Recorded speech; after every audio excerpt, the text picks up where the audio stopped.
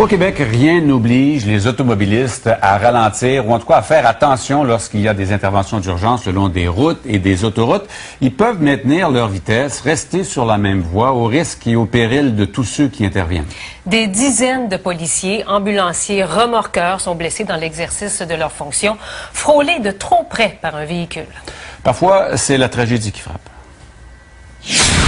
Ils sont plus de 25 000 chaque jour à mettre leur vie en danger. Vincent, c'est quelqu'un de professionnel qui connaissait les procédures, qui savait comment se placer, qui savait comment intervenir pour que lui, justement, puisse continuer d'intervenir, donc rester en vie, rester en santé, puis pour pouvoir bien faire son travail.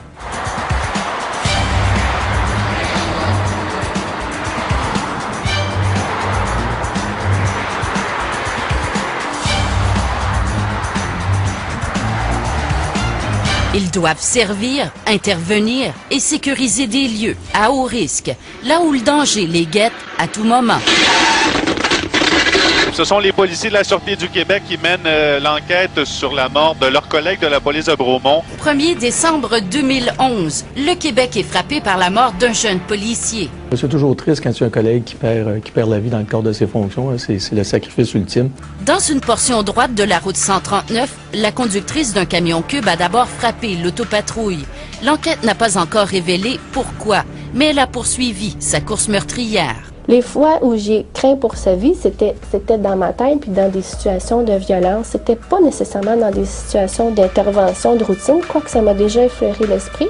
Je me rappelle à un moment, en Alberta, où est-ce qu'on habitait, j'allais faire des commissions. J'ai vu mon chum sur le bord de la rue qui avait immobilisé sa voiture, puis qui faisait une intervention.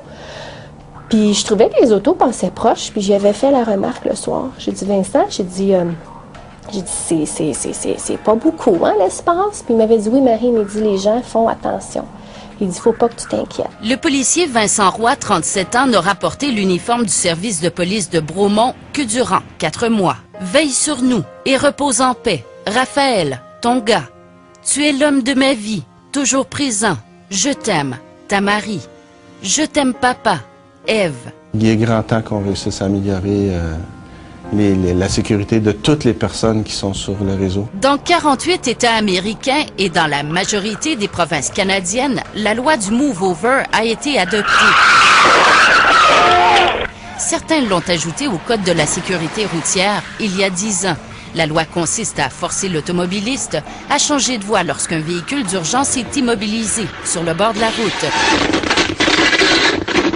Si ce n'est pas possible, le conducteur doit obligatoirement réduire sa vitesse à 30 km/h. Pour les contrevenants, l'amende est salée, entre 50 et 500 $. Certains États américains imposent même une peine d'emprisonnement. Oui, le 115, oui, je vais débarquer. Débarquer pour le straight body en panne, le 10 ouest au 16. Une opération de routine. Sauf que la proximité de ce poids lourd intimide l'opérateur. Si les gens ont la chance de tasser d'une voie, okay, ils se retrouvent au 20 à 12, 15 pieds de l'intervention.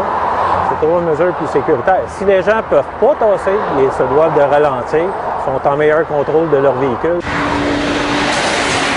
Cependant, rien ne les oblige. Terre-Neuve et le Québec sont les seules provinces canadiennes où la loi ne protège pas les travailleurs de la route. Près de l'heure de pointe, sur la 10, à la hauteur de Brossard, des centaines de véhicules ont frôlé l'opérateur de la remorqueuse, même si un camion avec une flèche indiquait clairement aux automobilistes de se tasser d'une voie. Tant aussi longtemps qu'il n'y aura pas une disposition avec des conséquences légales.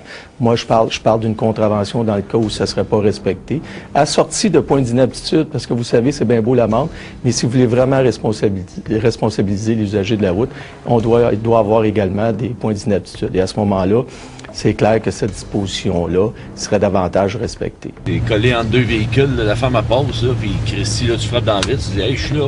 On ne compte plus le nombre d'accidents impliquant les travailleurs de la route au Québec. Ce policier de la ville de Grimby cumule plus de 25 ans de service. En septembre 2008... Le véhicule de police était positionné exactement dans la même position que ça, avec les gyrophares en action. Là, je quitte des yeux le véhicule qui est arrêté, et puis pour répondre aux remorqueurs.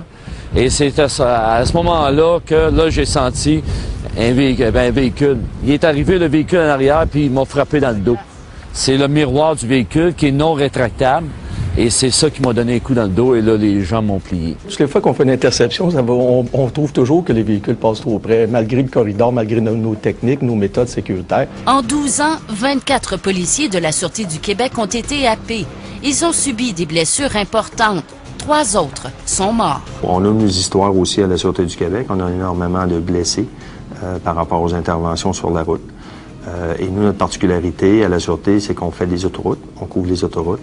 Donc, naturellement, bien, sur les autoroutes, comme la vitesse est augmentée, souvent les blessures ou les accidents également sont augmentés. En 2002, un policier et un surveillant routier du ministère des Transports ont péri sur l'autoroute 15 à Laval. Un automobiliste ne les a pas vus alors qu'ils installaient un corridor de sécurité. Tant qu'on n'a pas été mis devant le fait accompli, on dirait que des fois la lumière, elle s'allume pas.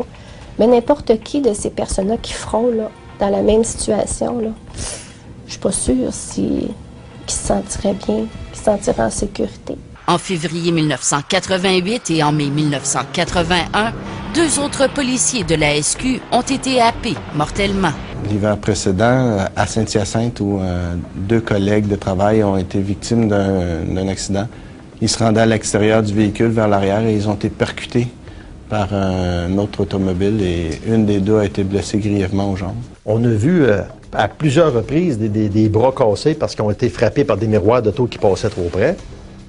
La semaine dernière, sur l'autoroute 10, une porte de dépanneuse était arrachée. Ni les dossards, les bandes réfléchissantes, les gyrophares, les cônes et ni les fusées de route ne semblent y faire.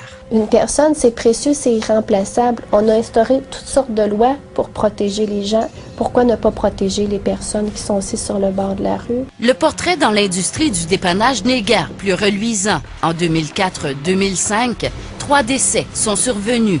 18 opérateurs ont été blessés, mais les statistiques sont incomplètes. Vous voyez, là, les véhicules ne se tassent pas du tout. Vous voyez, là, le chauffeur est obligé d'ouvrir ses portes pour prendre des pièces d'équipement. La porte a environ 2 pieds, 2 pieds et demi de large.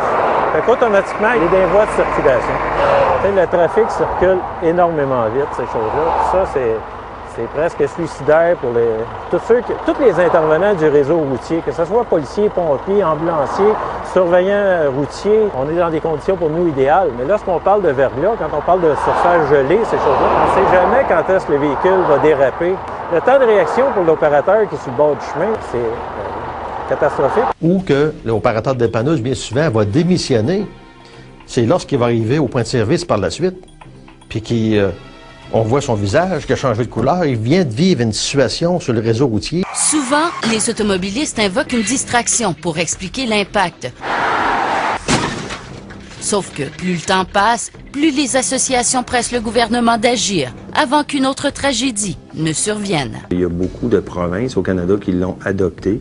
Je pense que c'est une normalité que le Québec emboîte le pas. Comme n'importe quelle loi, la journée qu'on va mettre plus en force là-dessus, à ce moment-là, il faut donner un gros coup de main. En attendant ce coup de main tant espéré, chaque jour, ces milliers de personnes continuent d'affronter le danger, en espérant chaque fois que leurs journées se termineront bien.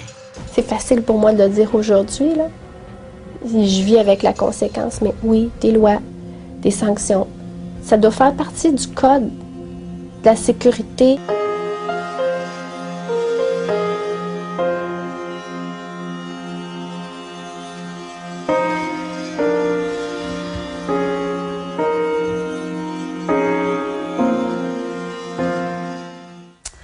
L'enquête sur la mort du policier Vincent Roy n'est toujours pas complétée.